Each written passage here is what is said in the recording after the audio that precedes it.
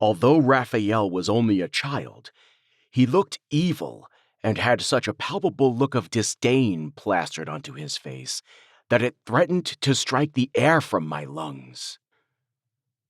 "Will you be able to free him?" I said, forcing myself to take another step into the room. I didn't want Father Bonnard to notice my fear. Witnessing him perform an exorcism was a monumental privilege. I didn't want him to regret bringing me to such a dangerous task. "God willing, yes," he said. "The demon inside Raphael is vicious, but no more than the good Lord is righteous. I'm confident that in time I will be able to save him from the parasite attached to his soul." I watched as he pulled a copy of the Rituale Romanum from his pocket and thumbed open the yellowed pages. "Brace yourself," he said. "Raphael is a fighter. He bit off his mother's finger last week. If I were you, I wouldn't get any closer." As if on cue, Raphael reared back and spat onto the blanket clustered around his legs.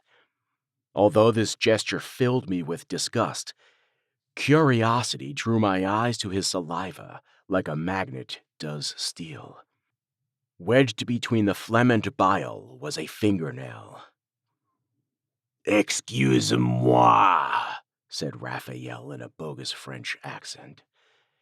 He then started laughing as if he had just made the funniest joke in the world. "Ignore him," said Father Bonnard, voice nearly drowned out by Raphael's laughter. "He will do anything in his power to break your spirit. Remember, nothing he says is true." "I see you brought a friend this time, Father," said Raphael. "I guess this is as good a place to screw as any. I didn't know you like an audience." Father Bonnard pulled a cross from his pocket and clutched it tightly in his hand. "Your days of filling this child's mouth with blasphemies are numbered. I will draw you from his body like poison from a wound." "Are you sure that's a good idea? If I go, then so does the boy. The denizens of hell will dine on his soul for an eternity." "His soul belongs to God and nobody else." "Has he ever spoken English before?" I said, doing my best to keep my voice steady. This task was difficult, though.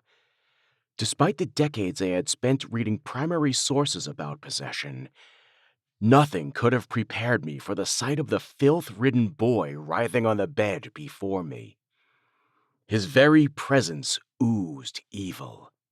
I could feel it clogging my throat with each breath I took of the putrid air. "He hasn't. We normally speak Latin." Raphael snapped his eyes onto mine.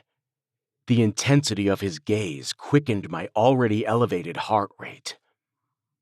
"Here for a show, are you, Yankee?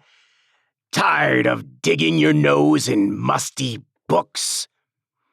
"Don't respond to him," said Father Bonnard. "His only goal is to torment you." I ignored Father Bonnard's advice. If the boy was possessed, then I couldn't pass up the opportunity to speak with him. My scholarly nature wouldn't let me. I had spent too many years researching possession to simply go mute in front of such a profound, albeit malicious, entity. And besides, the boy's bloodshot eyes were commanding me to speak. I had no more control over the words that flowed from my mouth than I did my own beating heart. "I'm here to help Father Bonnard free the boy from your influence," I said. My voice was surprisingly strong given the fear reverberating throughout my body. "You're not welcome here!" I glanced at Father Bonnard, worried that I had overstepped myself. He had issued me a direct order not to answer the boy, And there I was, threatening to send his tormentor back to the abyss. Luckily, his face appeared amused rather than angry.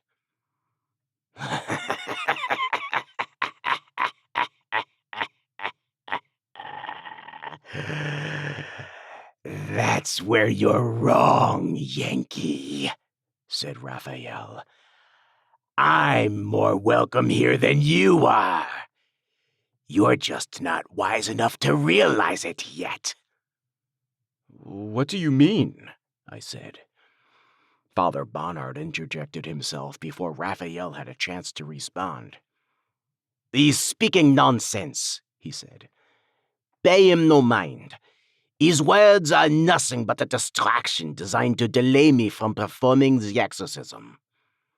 He lowered his eyes, which glowed with intensity despite the room's low light, toward the ancient book clasped firmly in his hands.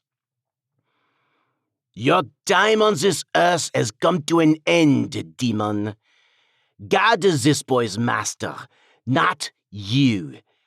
In the name of Jesus Christ, I command you to relinquish your hold on his spirit." Father Bonnard began the exorcism. Passages from the Rituale Romanum spewed from his mouth like a roaring river and filled the room with thundering echoes. The cadence of his voice mesmerized me.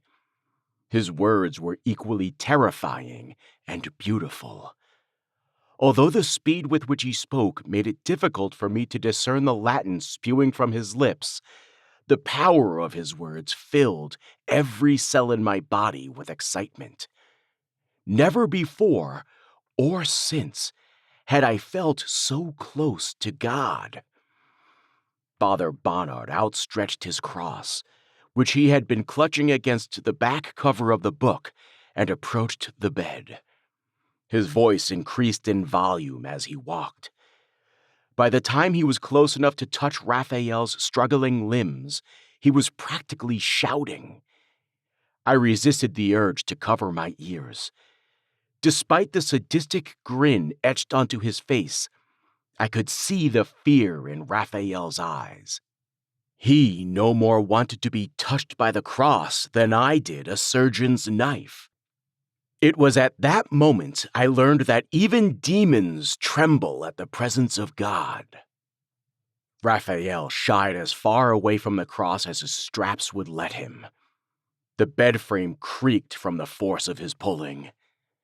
"Are you going to let him kill the boy, Yankee?" he said. "If he takes one more step, then I'm going to cast the boy to hell." "You will do no such thing," said Father Bonnard. "The boy's soul belongs to God and God alone. You are nothing but a parasite designed to corrupt the meek and innocent. I will not stand for it. God will not stand for it." Father Bonnard placed the cross onto Raphael's forehead. Raphael screamed the moment the metal struck his flesh, as if it were a red-hot cattle brand. His eyes rolled in their sockets with such pain and ferocity, I feared that they might pop out. "Relinquish your hold on Raphael's spirit," said Father Bonnard.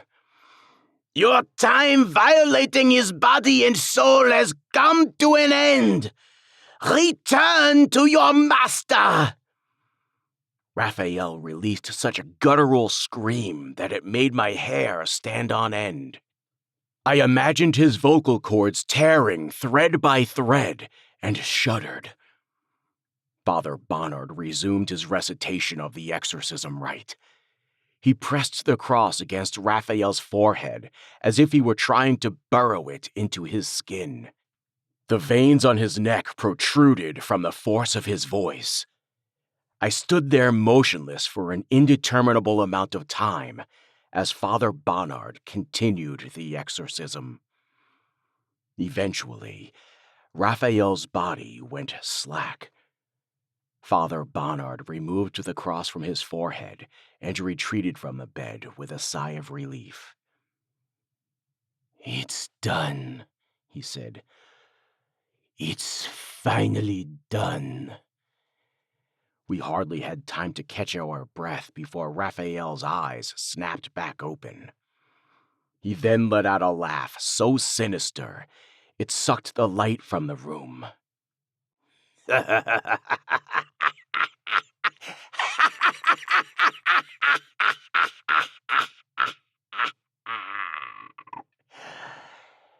"You're wrong, priest. Our little dance is far from over. The boy is mine. Not even God can save him."